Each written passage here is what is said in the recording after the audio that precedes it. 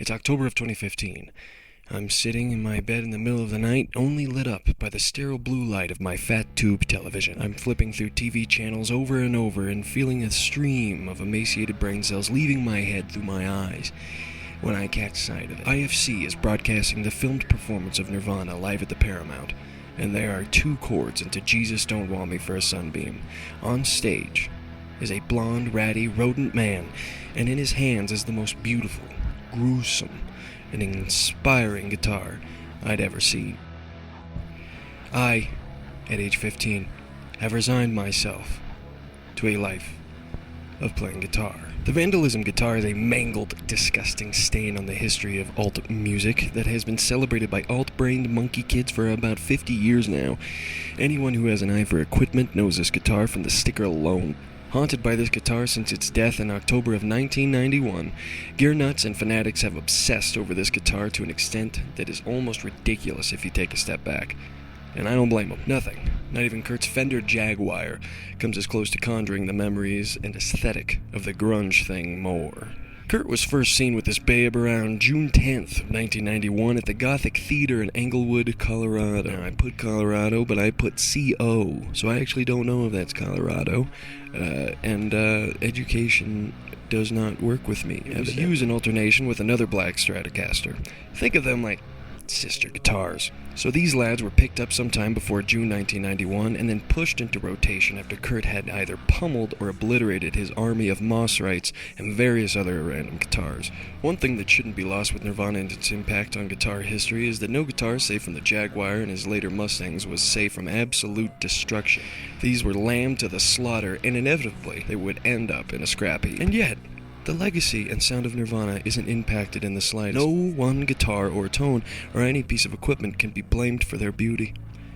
More on this later. The Vandalism Strat is a little baby at the moment, perfectly pristine and cleanly and being toted around in a case from date to date as Nirvana starts their Nevermind tour.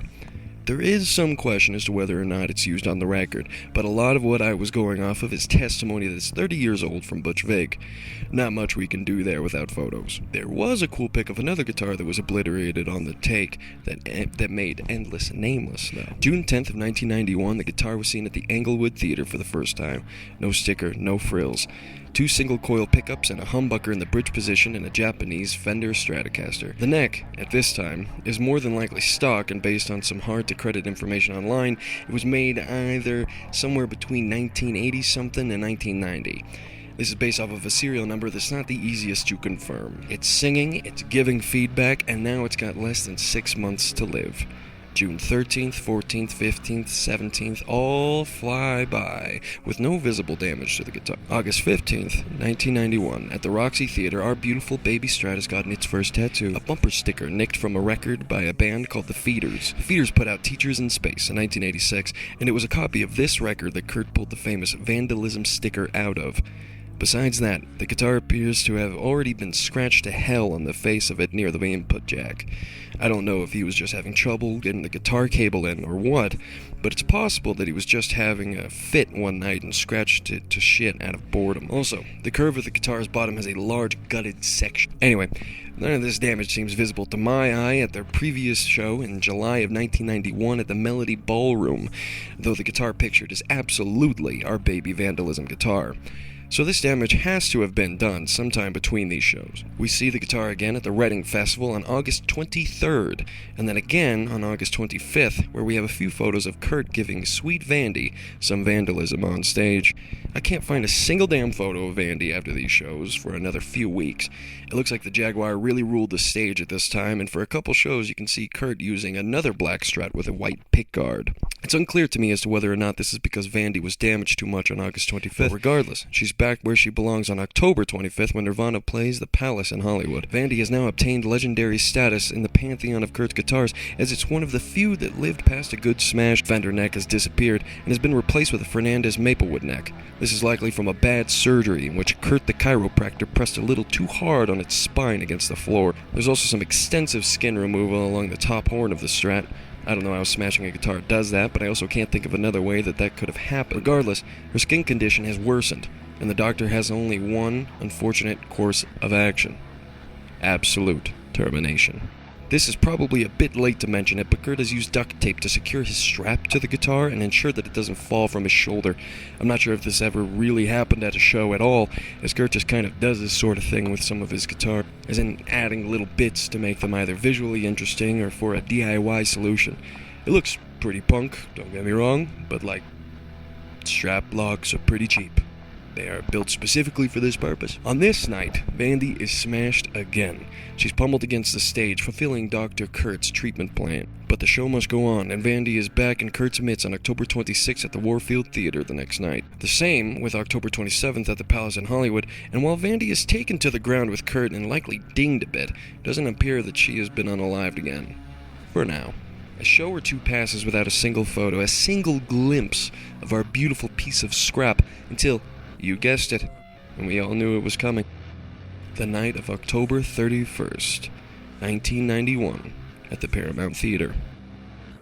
Normally, I'd rely on concert notes or photos to describe Vandy's nightly abuse and beatings, but there's no need in this case. The entire concert is filmed, and beautifully so.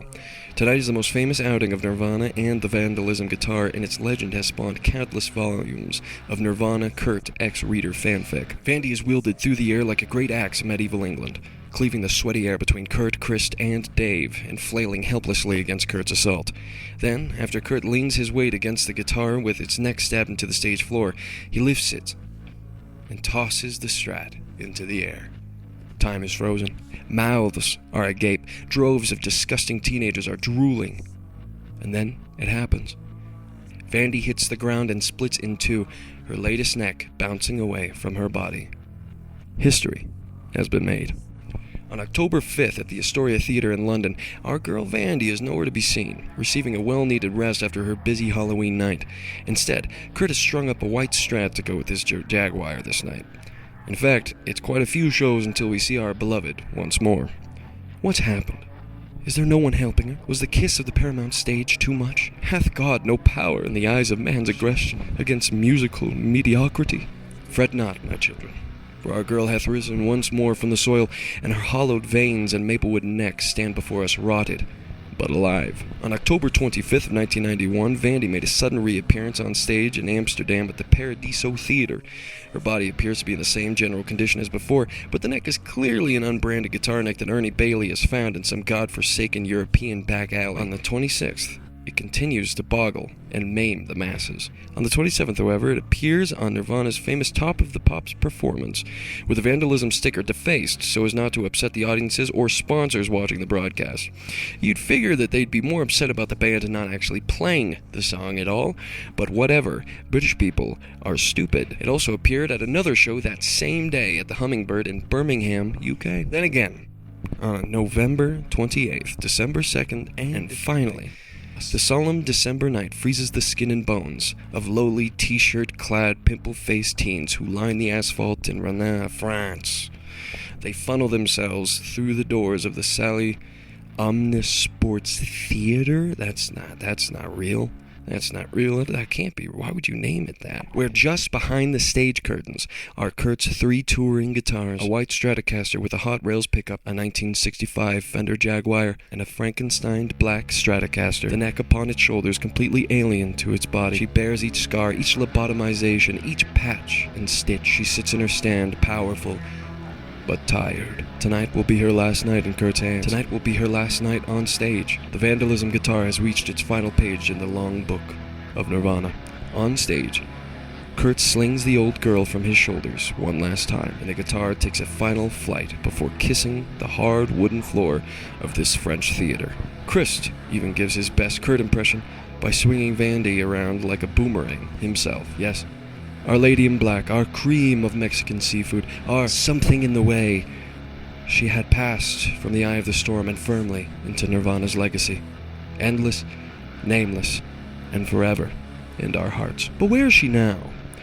Decades pass, and I guess under the pressure of collectors or music historians, Ernie Bailey sat up from his bed in the retirement home and bolted a new Fender neck onto the bastard axe, and it was displayed at the EMP Museum, which I'm guessing is a traveling exhibit of some sort.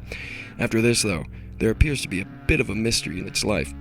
We don't know for certain exactly where Vandy is now, but someone did comment on an article for the Strat on groundguitar.com, saying that they'd seen it at the Hard Rock Cafe in Sioux City, which is not a real place, this time with a Fernandez neck.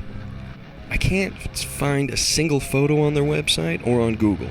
I guess it's completely impossible for it to be there, and for my incredibly limited research to be wrong. For what it's worth, I called them like 3 times and no one answered, and then I kind of realized that they likely have no idea as to whether or not it's the real thing, right? Like, I'm not calling Becky, 32, mother of 3, on her fucking Monday, and asking for the specs and dimensions, or even reality, of a guitar that they have hanging on a shelf. Also, I feel like the Hard Rock Cafe would be less likely to remove a guitar neck that was bolted on by the original guitar tech for Nirvana in a legacy museum project just to replace it with a Fernandez one. Why would they care? Who would really want it to be the Fernandez neck in particular? This video is one I have mulled over for years, and it comes from a deep sense of nostalgia and longing for the days before I knew what being in a band was like. I don't love the Vandalism guitar, really. Let me be clear. This guitar and the song Aneurysm literally jump-started my entire interest in music and playing it. That is a fact, but I'm not a kid anymore. I don't idolize guitars, really, at least not specific ones. This guitar was one in a million pieces of scrap wood chewed up by Kurt Cobain. The only genuinely unique thing about it in reality is the fact that it survived Kurt's normal assault 3 times. I know it's a bit of a jump considering the topic of the video, but the reason why this guitar is important to me is because it really doesn't matter what equipment you're suited up with. Gearheads can go on and on about vintage Les Pauls and how crisper the wood and mahogany body makes a track sound, but to be honest, most of it seems like pseudoscience. The guitar's make and model may have genuine bearing on the sound in cases between a Strat with a humbucker in the bridge or a Telecaster with a single coil instead, but the difference between 2 guitars is never really evident or even important to the core of a song or artist. It's the artists themselves. 1,000 guitars, and most of them destroyed, and the only real genuine difference in Nirvana from one album to the next was who was drumming and the production quality. Don't kid yourselves.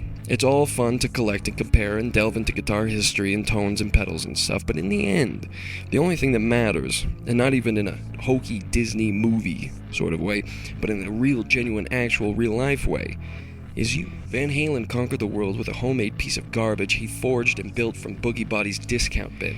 The guitar you have sitting 5 feet from you on your messy bed is your Vandalism Strat, or your Fender Jaguar, or your Frankenstein. You just gotta use it and make it your own, brother. Thanks for watching. Don't expect another video anytime soon. Bye.